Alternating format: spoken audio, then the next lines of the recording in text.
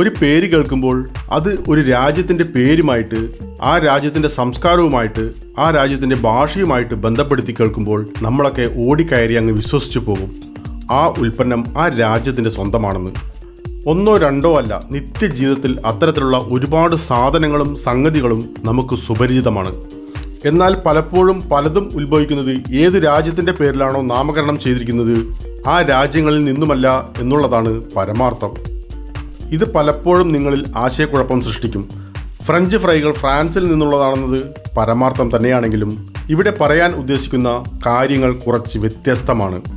നിങ്ങൾക്കതിൻ്റെ ഉത്ഭവ രാജ്യങ്ങൾ അറിയാമെന്ന് നിങ്ങൾ കരുതിയിട്ടുണ്ടെങ്കിൽ ഒരുപക്ഷേ നിങ്ങൾ മനസ്സിലാക്കിയത് മിക്കവാറും തെറ്റായിരിക്കും.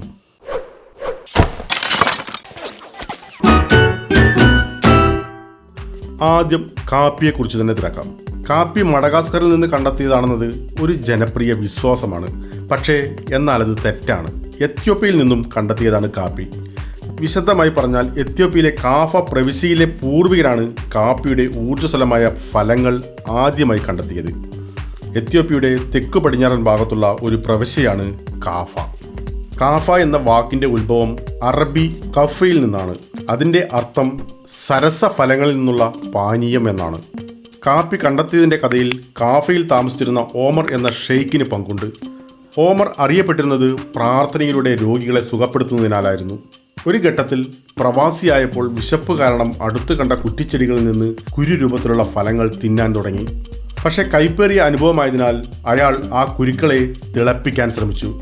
അവിടെ സുഗന്ധമുള്ള തവിട്ട് ദ്രാവകം രൂപപ്പെട്ടു.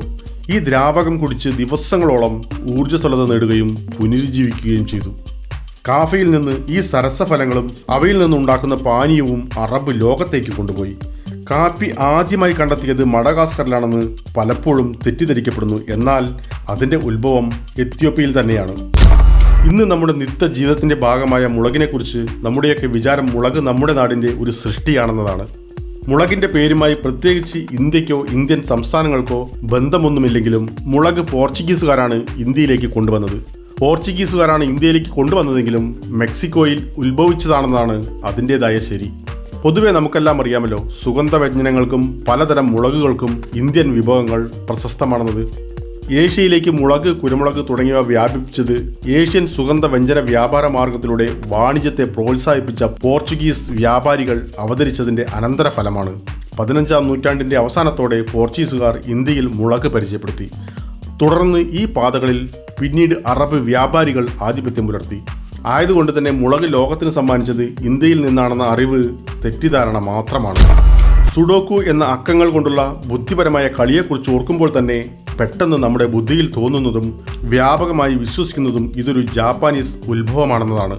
എന്നാൽ സുഡോക്കു ജപ്പാനിൽ കണ്ടുപിടിച്ചതല്ല, ഇത് അമേരിക്കക്കാരുടെ കണ്ടുപിടുത്തമാണ്.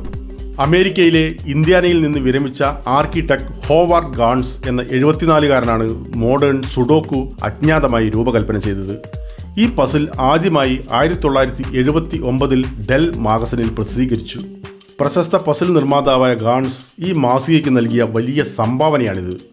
ആധുനിക സുഡോക്കു വലിയ വിജയം തന്നെയായിരുന്നു. പക്ഷേ അത് കാണാൻ നിർഭാഗ്യവശാൽ ഗാൺസ് ജീവിച്ചിരിപ്പില്ല. ജപ്പാനിലാണ് ആദ്യകാലം തൊട്ടേ സുഡോക്കു ജനപ്രീതി നേടിയത്. അതുകാരണം ഇന്ന് വ്യാപകമായി അറിയപ്പെടുന്ന സുഡോക്കു ജപ്പാനിൽ നിന്നുള്ളതാണെന്ന് ആളുകൾ വിശ്വസിക്കുന്നു. അതിന് പ്രത്യേകിച്ചൊരു കാരണവുമുണ്ട്. സുഡോക്കു എന്ന പേര് തന്നെ ജപ്പാൻ പദമാണെന്ന തോന്നലാണ്. ജർമ്മൻ ചോക്ലേറ്റ് കേക്ക് അമേരിക്കയിൽ കണ്ടുപിടിച്ചത് ജർമ്മൻ എന്ന പേരിലാണ്. പേരിന് വിപരീതമായി ജർമ്മൻ ചോക്ലേറ്റ് കേക്ക് കണ്ടുപിടിച്ചത് US-ലാണ്. ചോക്ലേറ്റ് കേക്ക് നിറച്ച തേങ്ങ പെക്കൻ ഫ്രോസ്റ്റിംഗിൽ ഒന്നാമതാണ്. ഇരുണ്ട ചോക്ലേറ്റ് ബേക്കിംഗ് ഫോർമുല സൃഷ്ടിച്ച സാമുവൽ ജർമ്മൻ എന്ന ഡാർക്ക് ചോക്ലേറ്റ് നിർമ്മാതാവിൽ നിന്നാണ് ഈ പേര് വന്നത്. 1852 അദ്ദേഹം ജർമ്മൻ ചോക്ലേറ്റ് കേക്ക് നിർമ്മിച്ചത്. കേക്ക് അലങ്കരിക്കാൻ ചെറി, ചോക്ലേറ്റ് ഫ്രോസ്റ്റിംഗ്, മറ്റ് ടോപ്പിങ്ങുകൾ എന്നിവ ഇടയ്ക്കിടയ്ക്ക് ചേർക്കുന്നുണ്ട്. ഈ കേക്ക് ഇപ്പോഴും ജനപ്രിയമായൊരു കേക്കായി തന്നെ നിലനിൽക്കുന്നു.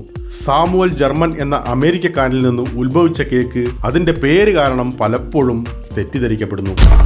പേര് കേട്ടാൽ റഷ്യൻ വംശജനാണെന്ന് കരുതുന്ന ഒരുതരം ബോംബായ മോളോട്ടോവ് കോക്ടെയിൽ യഥാർത്ഥത്തിൽ ഫിൻലാൻഡുകാരുടെ കണ്ടുപിടുത്തമാണ്. മോളോട്ടോവ് കോക്ടെയിൽ എന്ന പേര് അവരുടെ ശൈത്യകാല യുദ്ധത്തിൽ ഫിൻസ് അഥവാ ഫിൻലാൻഡിൽ നിന്നുള്ളവർ ഉപയോഗിച്ചതാണ്. പലതരം കുപ്പികളാൽ മെച്ചപ്പെടുത്തിയ തീപിടുത്ത ആയുധമാണിത്. പെട്രോൾ ബോംബ് എന്ന മറ്റൊരു പേരുമുണ്ടതിന്. സോവിയറ്റ് ഭരണാധികാരിയായ വാസ്യസ്ലോവ് മോളോട്ടോവിനെ അപമാനിക്കാനാണ് ഫിൻലാൻഡുകാർ ഈ ബോംബിന് മോളോട്ടോവ് കോക്ടെയിൽ എന്ന് പേര് നൽകിയത്. ആയതുകൊണ്ട് തന്നെ പുറമെ നിന്ന് കേൾക്കുന്നവർക്ക് തോന്നും ബോംബ് റഷ്യൻ നിർമ്മിതമാണെന്ന്. നാസി ജർമ്മനിയുമായി ഒരു കരാറിൽ ഒപ്പുവെച്ചതിന് പ്രശസ്തനായ ഇദ്ദേഹത്തെ ഫിൻസുകാർ പരിഹസിച്ചു. റഷ്യക്കാർ ഉപയോഗിച്ച ബ്രെഡ് ബാസ്ക്കറ്റ് ബോംബിന് പകരമായിട്ടുള്ള പരിഹാസമായിരുന്നു അത്. പേരുകൊണ്ട് റോമൻ പശ്ചാത്തലത്തെ സൂചിപ്പിക്കുന്നുവെങ്കിലും സീസർ സാലഡ് യഥാർത്ഥത്തിൽ മെക്സിക്കോക്കാരനാണ്. റോമൻ ചീര, ക്രൂട്ടോൺസ്, പാർമെൻസ് ചീസ്, വേൾസെസ്റ്റർഷയർ സോസ്, വെളുത്തുള്ളി, കുരുമുളക് എന്നിവ അടങ്ങിയ സാലഡാണ് സീസർ സാലഡ്. പരമ്പരാഗതമായ മെക്സിക്കൻ ആഹാരം കൂടിയാണിത്. പേരിന്റെ ഉത്ഭവം മഹാനായ റോമൻ രാജാവായ ജൂലിയസ് സീസറിൽ നിന്നാണെന്ന് ആളുകൾ കരുതുന്നുണ്ടെങ്കിലും അതൊരു പൊതു തെറ്റിദ്ധാരണ മാത്രമാണ്. മെക്സിക്കോയിലേക്ക് കുടിയേറി പാർത്ത ഇറ്റാലിയനും റെസ്റ്റോറന്ററുമായ സീസർ കാൻഡിയിൽ നിന്നാണ് യഥാർത്ഥത്തിൽ ഈ പേര് വന്നത്. ഹിമാലയൻ പൂച്ചകൾ ഹിമാലയത്തിൽ നിന്നുള്ളവരല്ല. പേർഷ്യൻ പൂച്ചകളുമായി സയാമീസ് പൂച്ചകളെ കലർത്തി US-ലെ ബ്രീഡർമാരാണ് ഇവയെ ഉൽപ്പാദിപ്പിച്ചത്. പേർഷ്യൻ പൂച്ചകളുടെ വർണ്ണ വ്യതിയാനമാണ് ഹിമാലയൻ പൂച്ചകൾ.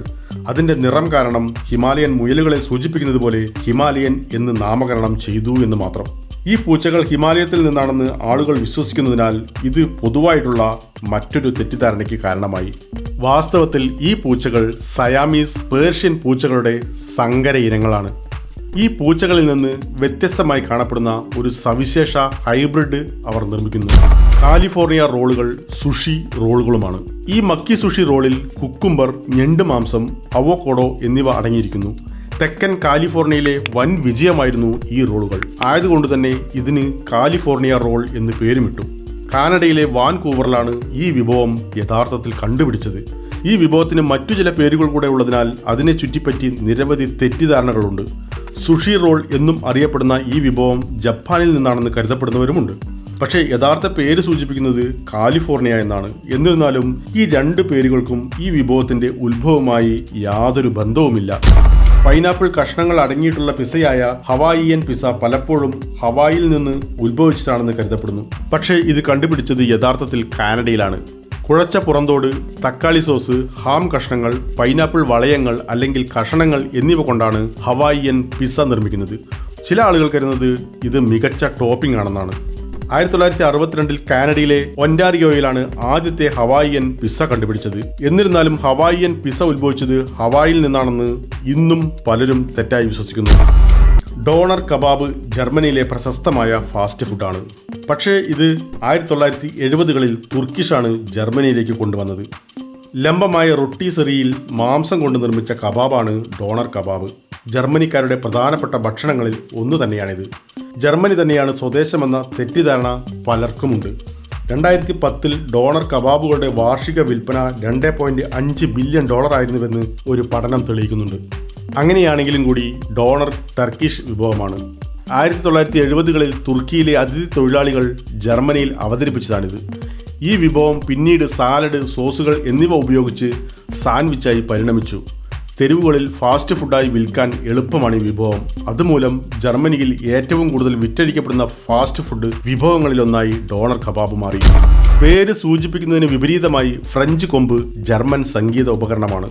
ജർമ്മൻ നിർമ്മാതാക്കളായ ഹെൻറിക് സ്റ്റാൾസൺ, ഫ്രീഡറിക് ബ്ലൂമെയിൽ എന്നിവർ 1818 റോട്ടറി വാൾവുകൾ ഉപയോഗിച്ച് ആദ്യത്തെ വാൾവ് കൊമ്പ് കണ്ടുപിടിച്ചു. ഫ്രഞ്ച് കൊമ്പാണ് ഈ രീതിയിൽ നിർമ്മിച്ച ആദ്യത്തെ കൊമ്പ്. ഒരു കോയിലിൽ പൊതിഞ്ഞ മണി ഉപയോഗിച്ച് കുഴലുകളാൽ നിർമ്മിച്ച ഒരു പിച്ചള ഉപകരണമായിരുന്നു ഇത്. അതിന്റെ പേര് കാരണം ഫ്രാൻസിൽ നിന്നാണ് ഉത്ഭവിച്ചതെന്ന് തെറ്റായി കരുതപ്പെടുന്നു. വറുത്ത സീ ഫുഡ് വിഭവമായ ടെമ്പുര പലപ്പോഴും ജപ്പാനീസ് ഭക്ഷണക്രമവുമായി ബന്ധപ്പെട്ടതാണ്. എന്നാൽ അത് യഥാർത്ഥത്തിൽ പോർച്ചുഗലിൽ നിന്നുമുള്ളതാണ്. കടലയും പച്ചക്കറികളുമാണ് ടെമ്പുര. ടെമ്പുറ ആദ്യമായി കണ്ടുപിടിച്ചത് പോർച്ചുഗീസ് മിഷണറിമാരും നാഗസാക്കിയിൽ താമസിക്കുന്ന വ്യാപാരികളുമാണ്. ഈ പോർച്ചുഗീസ് മിഷണറിമാരിൽ നിന്നാണ് അടിക്കുക, വറുക്കുക എന്ന ആശയം വന്നത്. അതിനാൽ തന്നെ ടെമ്പുറയുടെ ഉത്ഭവം ശരിക്കും ജാപ്പാനീസ് അല്ല. പനാമ തൊപ്പികൾ ഇക്വഡോറിൽ നിന്നുള്ളതാണ്. പനാമയിൽ നിന്ന് കയറ്റി അയച്ചതിനാലാണ് അവയ്ക്ക് പനാമ തൊപ്പികൾ എന്ന് പേര് വന്നത്. പരമ്പരാഗതമായി ഇക്വഡോറിൽ നിർമ്മിക്കുന്ന വൈക്കോൽ തൊപ്പിയാണ് പനാമ തൊപ്പി.